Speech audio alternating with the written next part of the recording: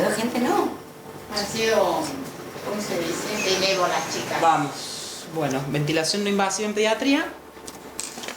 La vamos a definir como la aplicación de presión positiva en la vía aérea superior, ¿sí? Con el propósito de mejorar la ventilación alveolar, lo que nos va a permitir un soporte ventilatorio sin tener un tubo orotraqueal introducido en la vía aérea. ¿Está? Ahora bien, ¿ustedes saben qué define a la ventilación invasiva por sí misma? Más allá de esta definición, A la no invasiva. A la que- ¿qué es lo que caracteriza a la ventilación no invasiva?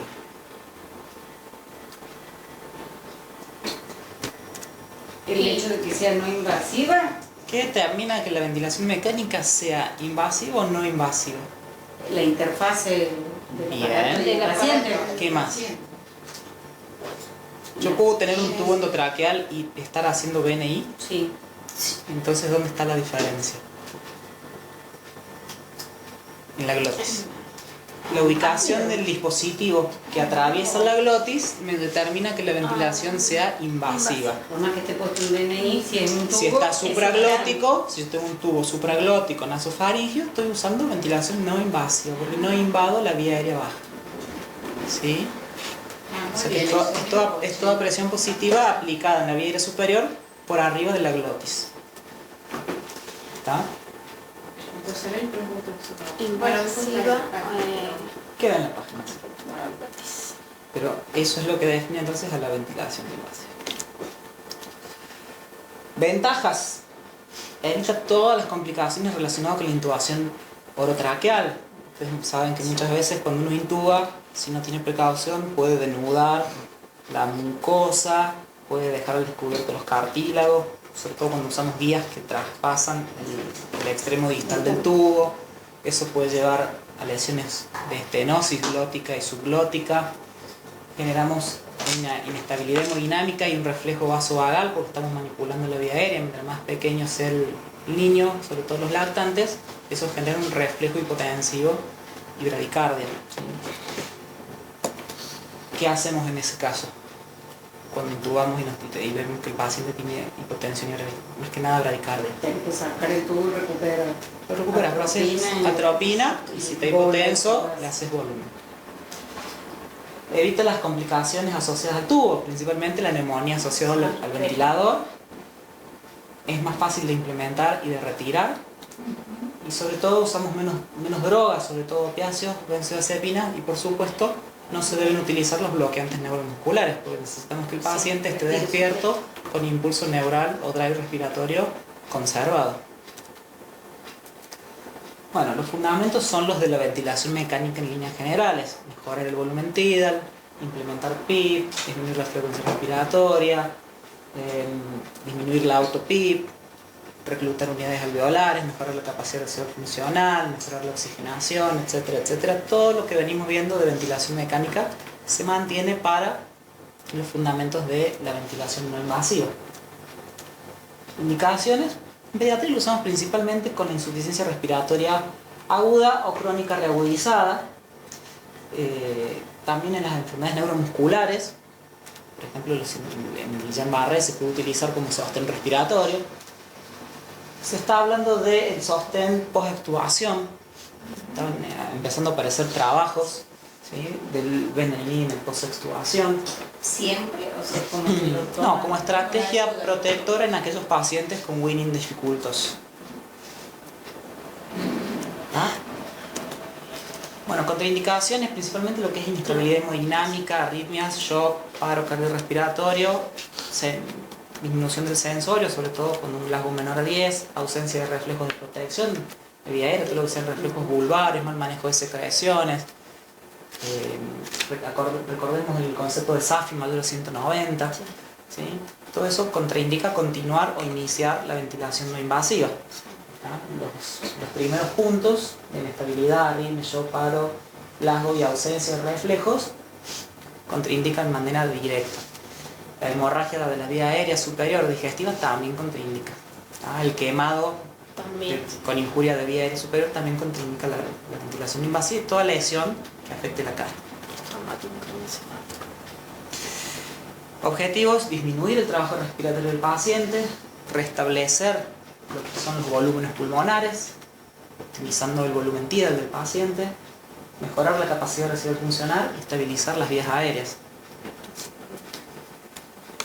Bien, ¿cuáles son los determinantes clínicos que nos van a decir que la ventilación no invasiva está siendo eficaz en nuestro paciente? Bueno, tenemos todo lo que hace la disminución del trabajo respiratorio, la mejoría del intercambio gaseoso, ¿sí? Hacemos un control de gases, recuerda que siempre el control de gases del gol estándar es el gas arterial. La mejoría de la capacidad residual funcional, que lo vemos por una mejor aireación en la placa de tórax, y la desaparición de la asincronía tóraco-abdominal, es decir, mejorar la sincronía con el paciente. Eso nos habla de que se está adaptando y está respondiendo a la ventilación mecánica. Pero fundamentalmente, el mejor determinante es la disminución de la frecuencia cardíaca un 20% de la inicial. Entonces, si yo coloco un paciente en ventilación no invasiva y a la hora lo voy a controlar y tiene aumento de la frecuencia cardíaca, aumento de la frecuencia respiratoria, mayor trabajo respiratorio, ¿qué es lo que tengo que hacer? ¿Aumentar la sedación? Considero que fracasó la ventilación. Exactamente, considero que fracasó la ventilación no invasiva. Entonces, una de las contraindicaciones de la ventilación no invasiva es, o una de las condiciones, es no demorar la intubación orotraqueal. Claro. Entonces yo tengo que valerme de determinantes clínicos, puedo usar la SAFI, ¿sí? Si lo estoy ya ventilando, pero sobre todo me tengo que valer de la saturación, de la frecuencia cardíaca, que es muy sensible el descenso de la frecuencia cardíaca cuando el paciente responde, y si responde disminución de la frecuencia cardíaca va a bajar la frecuencia respiratoria. Si esos dos puntos, frecuencia cardíaca y frecuencia respiratoria, empeoran, yo tengo que considerar que está fracasando la ventilación invasiva y no debo demorar la intubación orotraqueal y comenzar con la ventilación invasiva del paciente. ¿Ah? Entonces, estar atento al fallo temprano de la ventilación no invasiva, porque si demoramos la intubación aumenta la mortalidad.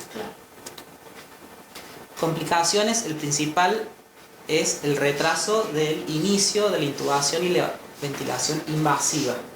Pero también puedo tener, si el paciente se adaptó y continúa con BNI, lesiones sobre todo en piel, es muy común la escara en las zonas de apoyo de las máscaras, las lesiones del tabique, del puente nasal, del tabique o de las alas de la nariz con las cánulas, la distensión gástrica cuando tengo una IPAP muy alta, y también la conjuntivitis cuando hay fuga de aire perimáscara, ¿sí? Me va como erosionando la zona de la conjuntiva.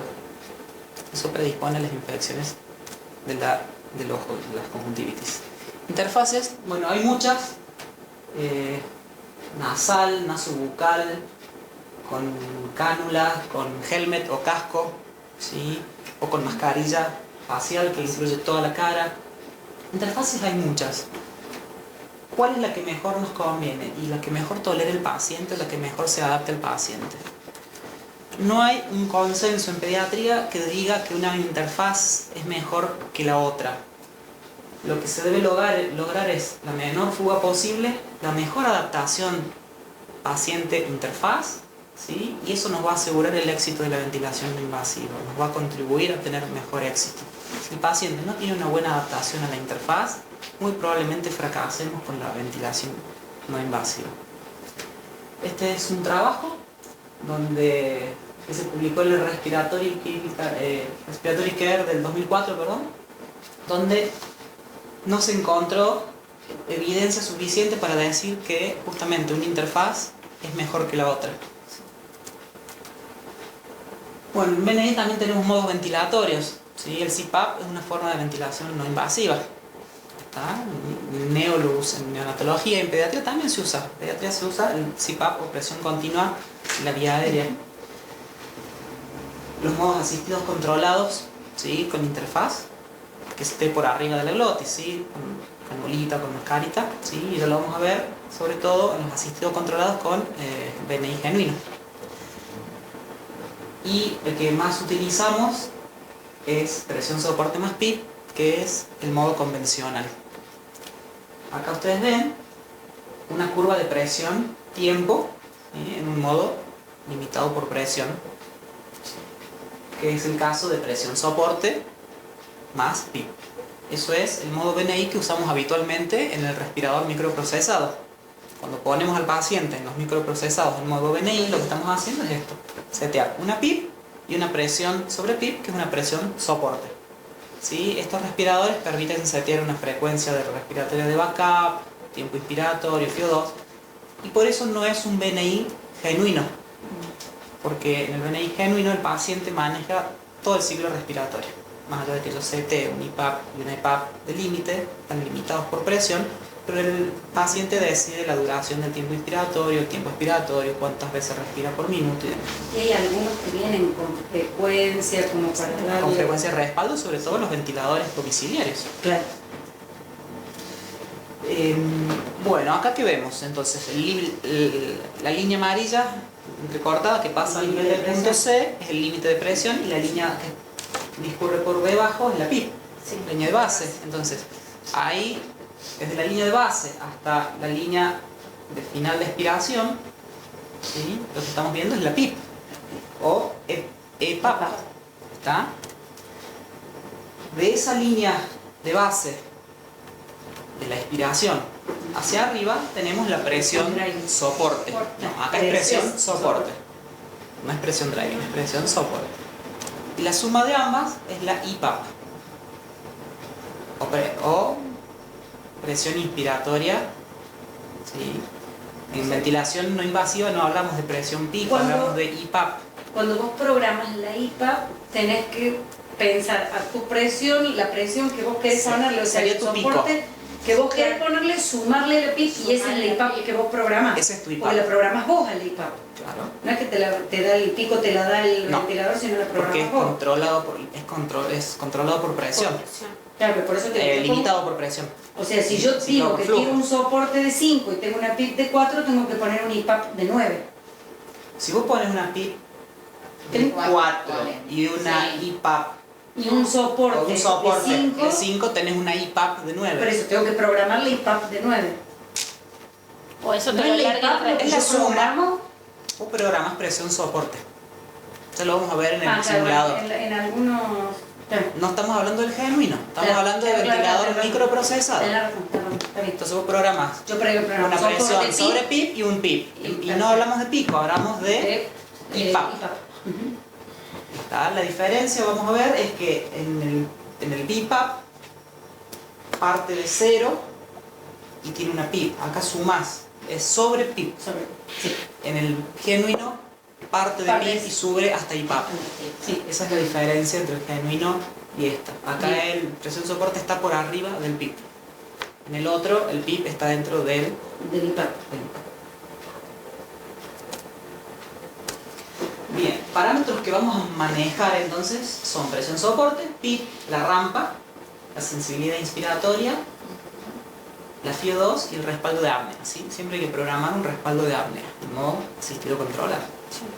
Que puede ser por presión o por volumen. Los parámetros que vamos a programar son presión soporte, 4 a 5 centímetros de agua, y vamos a ir titulando hacia arriba de 2 en 2 sobre el valor que pusimos de PIP. ¿Se entiende? Ujú.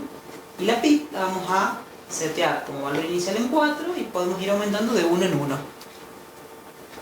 El TIDAL va a ser entre 6 y 8 mililitros por kilo. La frecuencia respiratoria según la edad. La sensibilidad inspiratoria va a ser el trigger por flujo o por presión. Y la FIO2 ya sabemos, tratar de llevarla a menor o igual a 60 para lograr una saturación mayor a 92 con una PO2 mayor a 55.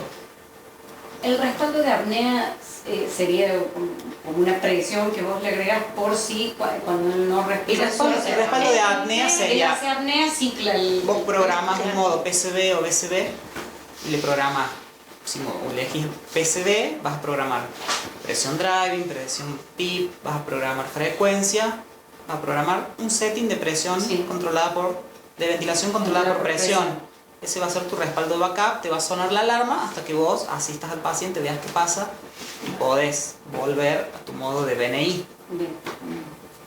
Puede ocurrir que el paciente haga una apnea, entonces no gatilla el trigger. Entonces, como estos son modos asistidos, vos tenés que tener un backup. Entonces tú acá va a hacer la programación en BCB o PCB y va a empezar a ciclar en forma controlada. Bien. Los modos ventilatorios genuinos pueden ser espontáneo total, asistido controlado y controlado total. ¿De qué va a depender de que elijamos un modo u otro? Del drag respiratorio del paciente, que sea sostenible en el tiempo. Entonces yo puedo tener un modo espontáneo. Asistido controlado si tengo pacientes que hacen apneas, ¿sí? Por ejemplo, la maldición de Ondina o los hipoguros durante el sueño. En los pacientes adultos lo usan en el síndrome de Pickwick. Son el de los obesos con apnea del sueño. Y el controlado total cuando el paciente no dispone de un driver respiratorio o un estímulo neural propio sostenido en el tiempo. ¿Sí? Tenemos pacientes con parálisis cerebral que no tienen driver respiratorio, ¿sí? O estados vegetativos persistentes que muchas veces no tienen driver respiratorio. Los comandos del aparato genuino de BNI, vamos a ver que tenemos la IPAP, que es la presión positiva aplicada.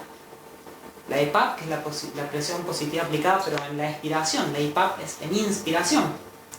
Entonces está lo que yo les decía, el respirador parte de una EPAP y sube hasta una IPAP, pero no se suma el valor de EPAP más IPAP. La IPAP es el límite superior, lo que hablábamos recién. En este caso el IPAP vendría a ser como una presión driving, por decirlo de alguna manera. Claro, exactamente. No sería equiparable así. Sería tu presión de trabajo. Si tu presión, allá dice tu presión positiva aplicada. La rampa, ya vamos a ver un grafiquito, es la velocidad con que asciende. Puede ser más vertical o más inclinada. ¿Eso qué cambia? El área bajo la curva. Si es más vertical, tengo más área bajo la curva que si está muy inclinada. Al ser vertical, el flujo es para pacientes con alta demanda. Flujo inspiratorio rápido. Si está más horizontalizado, el flujo inspiratorio es lento, pero ofrezco menor área de volumen tidal bajo la curva. ¿Sí? La frecuencia inspiratoria va a ser, la frecuencia respiratoria va a ser la acorde a la edad. El porcentaje de IPAP es el 33% del tiempo inspiratorio para tener una relación IE de 1 a 2. Bueno, después puedo programar sensibilidad inspiratoria, expiratoria, FIO2 y de acuerdo a los ventiladores, presión soporte que es IPAP más EPAP. Eso va a depender del modelo.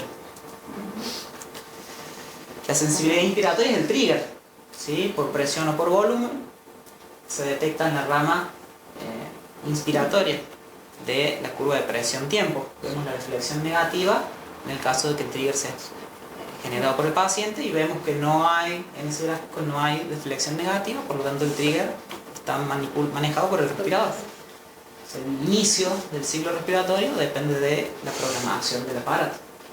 La sensibilidad expiratoria es lo que habíamos visto cuando vimos presión soporte. ¿Se recuerdan que cae el flujo a un determinado porcentaje y a partir de ahí sí, yo puedo modificar ese porcentaje de flujo que cae? Si yo lo programo una sensibilidad expiratoria del 25%, que era por defecto el que traen, que es por defecto lo que traen la mayoría de los ventiladores microprocesados, y cae el 75%. Exactamente, cae el 75%, ahí lo ven en el último ítem, cae un 75%, queda un 25% respecto al pico flujo de inicio y ahí ciclo. Eso yo lo puedo manejar si yo acorto la sensibilidad inspiratoria al 10, voy a alargar el tiempo de ciclado, el tiempo inspiratorio, y si yo la agrando, le pongo mayor valor, exactamente, corta más alto, cortante, y el tiempo inspiratorio se acorta. Acá vamos a ver lo que es la rampa, que más que el palabrerío lo vamos a entender por el gráfico. Permiso. Buenas. Buenas. Llega con cara de velocidad. Dije la bici. Ahí tenemos Grace. rampa inspiratoria. Ahí tenemos rampa inspiratoria, ¿sí? Con una inclinación de 0.05, es bien verticalizada, y el espacio bajo la curva es más amplio. ¿Qué tengo yo acá? Volumen de gas. Si yo voy inclinando la rampa para que sea más lenta, disminuyo el área bajo la curva. Si yo la hago más lenta todavía, disminuyo más todavía el área bajo la curva. Esto para pacientes con alta demanda de flujos inspiratorios, los pacientes con sed de aire, ¿sí? Y esto para pacientes con constantes de tiempos heterogéneos que necesitan mayor tiempo inspiratorio. Prolongo el tiempo de rampa, ¿sí? Sin modificar el tiempo inspiratorio. Prolongo, digamos, la velocidad del flujo. Lo hago más lento el flujo. Con el mismo tiempo inspiratorio, pero le voy a ofrecer menor volumen debajo de la curva, ¿sí? Menor volumen tiempo. La sensibilidad inspiratoria es lo que veníamos hablando recién. Al 25% es la que trae por defecto.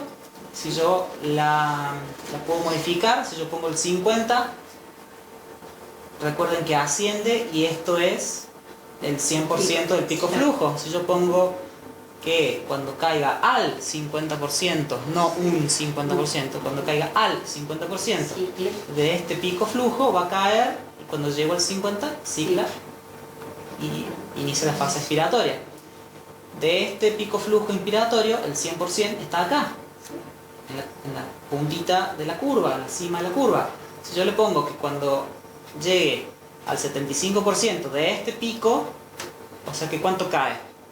Un 25% nada más.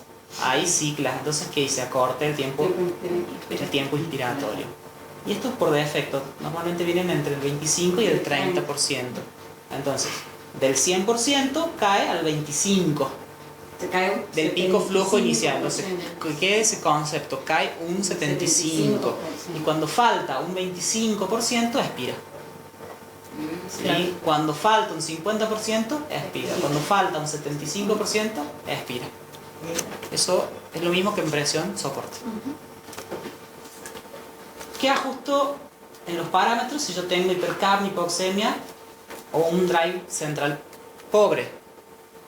Si tengo hipercapnia, aumento la IPAP. Si tengo hipoxemia, aumento la EPAP. Más o menos es... Entonces, si tengo hipercapnia, ¿qué tengo? Retención de CO2. ¿Qué tengo que mejorar? La ventilación. Entonces mejoro la ventilación a expensas del volumen inspirado. Y si tengo hipoxemia, tengo que reclutar alvéolos. Entonces le pongo PIP o EPAP. Y si tengo un estímulo central pobre, le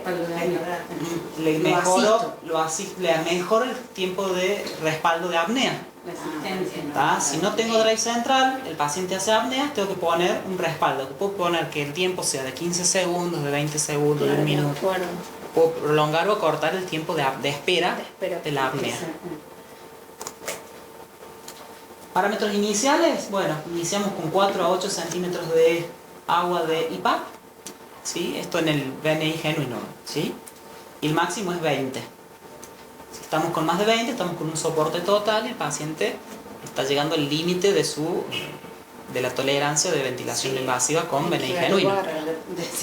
Pasa a ser controlado. O microprocesado.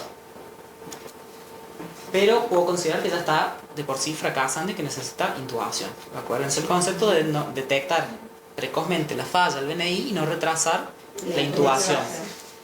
La EPAP la vamos a iniciar en 4, ¿sí? Nunca menos de 4, ya sea en microprocesado o en genuino, porque favorece las atelectasias y el colapso alveolar, el desreclutamiento. O sea, nunca usar PIP o EPAP menor a 4 en BNI. Y la puedo modificar de 2 en 2 en el BNI genuino hasta obtener una saturación del 92% con la FiO2 menor al 0,6.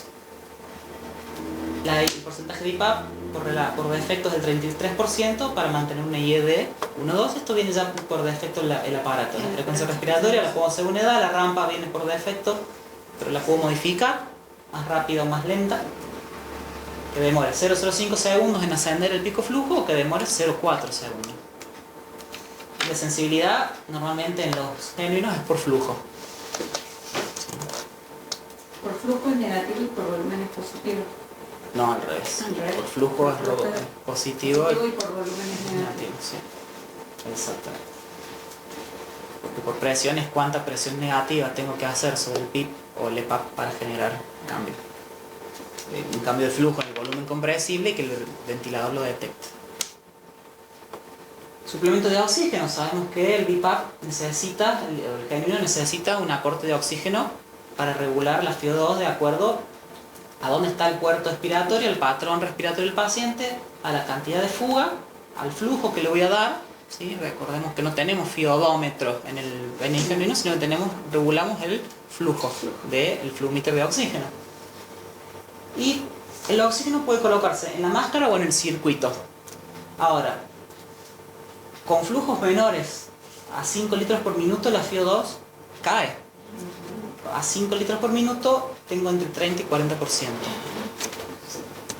10 litros. ¿Qué puede afectar la entrega de oxígeno? Se ha visto que la concentración de oxígeno se modifica con la ubicación del puerto expiratorio, si está en la máscara o está en el sistema, ¿sí? Siempre es mejor que sea proximal al paciente. O sea, en máscara. Exactamente. Sale respiración en máscara. Exactamente, para que no retenga CO2 en la máscara. La concentración de oxígeno es menor con valores de IPAP y EPAP. Perdón, la concentración de oxígeno es menor cuando los valores de IPAP y EPAP son altos. La concentración de oxígeno más alta se logra con el oxígeno en la máscara y el puerto expiratorio en el circuito. Perdón, yo me equivoqué. El puerto expiratorio en la máscara y el oxígeno en el circuito. O sea, es al revés. Es al revés. O sea, el el oxígeno en la máscara. por la máscara. Y el CO2 sale por el circuito. Al revés. Entonces tenés la máscara, el oxígeno. El oxígeno en la máscara y sale por el circuito. Y la válvula expiratoria vendría a ser por el circuito. Claro, el puerto de fuga en el circuito. O sea, oxígeno proximal y expiratorio distal. distal. Exactamente. Bueno, es muy importante la humidificación porque me lleva a espesamiento de secreciones, me lleva a aumento de la resistencia nasal, aumento del trabajo respiratorio y fracaso del BNI, simplemente por no humidificar la vía aérea. Eso es todo de ventilación no invasiva.